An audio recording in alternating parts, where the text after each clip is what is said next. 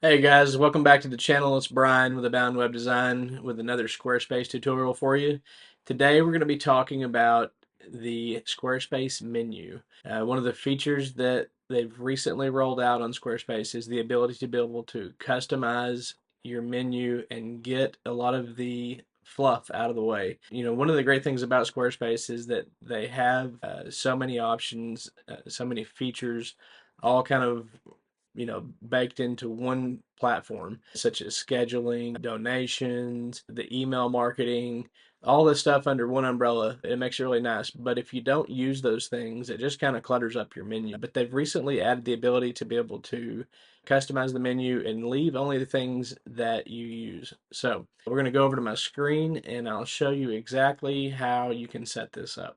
So as I was saying here, you can see on the menu here all of the different things that you can do under the umbrella of Squarespace. You got products and services, invoicing, content and memberships, donations, scheduling, marketing, contacts, analytics, finance, which is great to have all those features, but a lot of times it can just get in the way and be confusing. It can cause confusion as to where you might need to find something.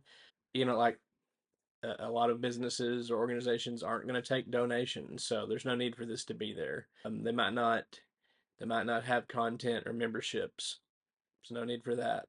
May not sell products on your website, but you get the drift. And so we want to be able to take that stuff away. And you'll notice down here at the bottom, you have the gear icon for your settings, and then you have the question mark for help, for Squarespace help.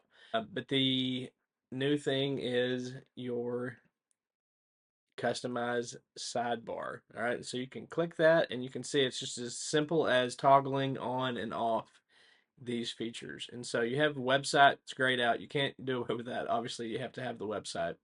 Marketing, contacts, analytics, and finance are all grayed out as well. Those have to stay, at least for now. Squarespace is always updating things, so you never know.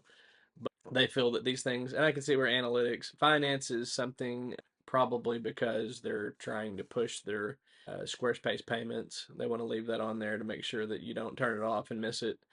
Marketing is like where their email campaigns are. Contacts kind of goes along with that. But all these other things can help so much to be able to turn some of these other things off. And so we can see what it looks like when we just turn everything off. So you get everything turned off, and then you X out of the customization sidebar here, the menu here for the customization, and you can see so many things, so much space freed up, so much clutter taken away. But let's say later on you decide that you're going to start selling products. All you gotta do is go back into that menu, turn that feature on, close out again, and it's back. So that's all there is to it. This is super helpful, really cleans up the menu. If you found this helpful, please leave a like and subscribe for more Squarespace tutorials like this one. And if you'd like me to build your Squarespace website for you, you can find my contact information in the description below.